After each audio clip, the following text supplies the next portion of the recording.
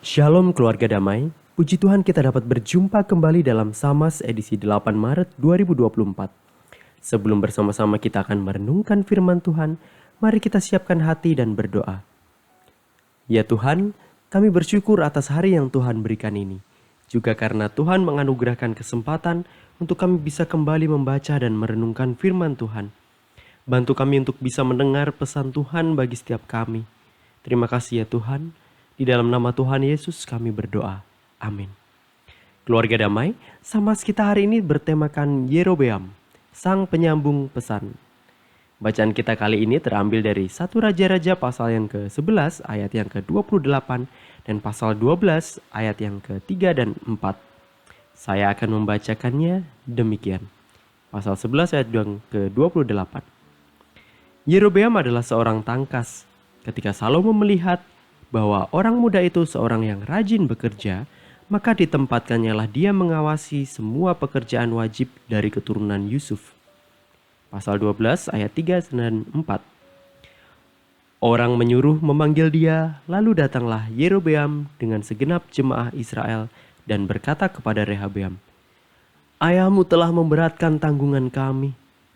Maka sekarang ringankanlah pekerjaan yang sukar yang dibebankan ayahmu, dan tanggungan yang berat yang dipikulkannya kepada kami, supaya kami menjadi hamba-Mu." Demikian bacaan kita hari ini.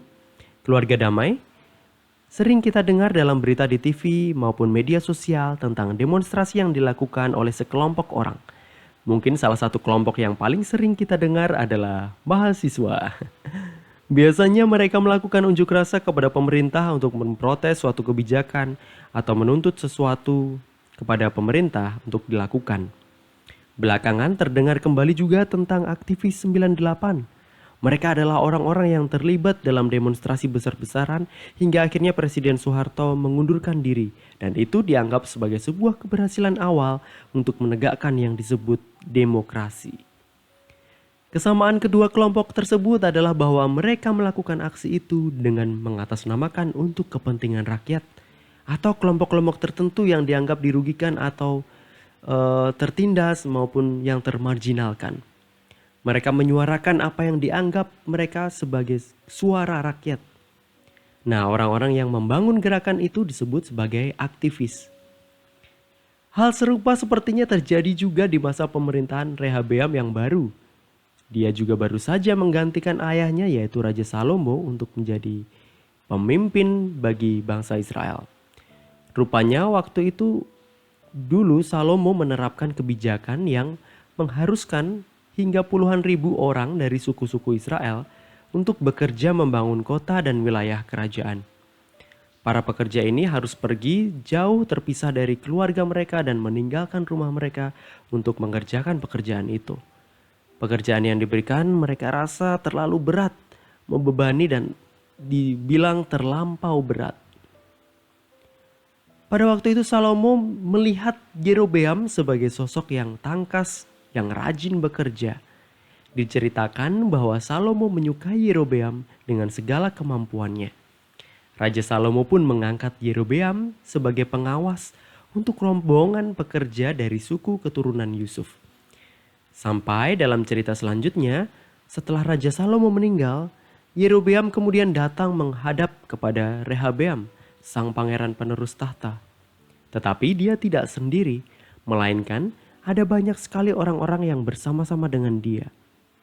Saya membayangkan waktu itu seperti sebuah demo besar-besaran dengan agenda menuntut agar beban kerja diturunkan. Apakah demo itu kemudian didengar dan dikabulkan oleh raja?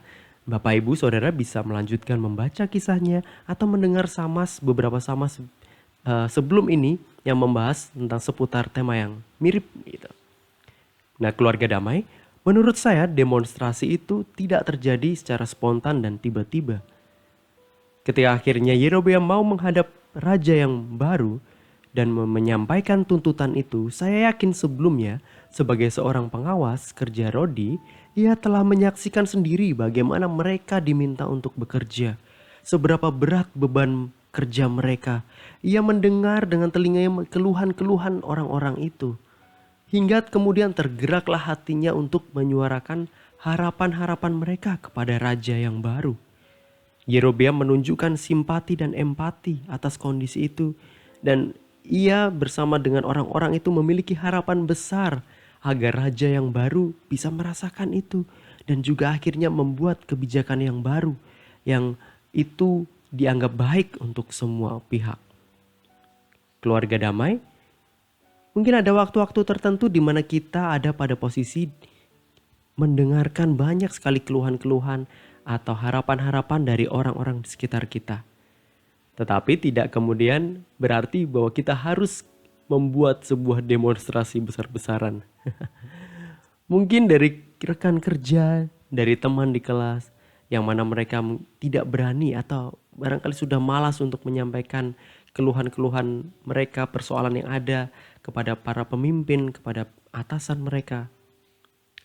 Barangkali kita ini yang dipanggil, bukan hanya untuk menghangatkan suasana dengan menambahi keluh kesah tentang atasan dan kebijakan dan sebagainya, tetapi seperti Yerobeam bisa menjadi penyampai pesan hati itu kepada para pemimpin agar ada perbaikan untuk kebaikan bersama. Hal ini kadang juga tidak mudah untuk dilakukan ya. Perlu keberanian. Top dah. Keren pokoknya kalau berani untuk menyampaikan itu. Karena terkadang tidak semua orang punya keberanian itu untuk menyampaikan hal-hal seperti ini kepada atasan. Hal ini sepertinya tidak mudah juga dan butuh keberanian. Nah, saya pikir selain karena empati, juga karena keberanian Yerobeam itu yang membuat kemudian Yerobeam diangkat oleh orang-orang tadi menjadi raja atas kerajaan Israel Utara. Kerajaan Israel yang kemudian sudah terpecah. Sebagai seorang pemimpin, kita juga bisa membuka sesi untuk mendengar keluh kesah rekan-rekan kerja dan bawahan-bawahan.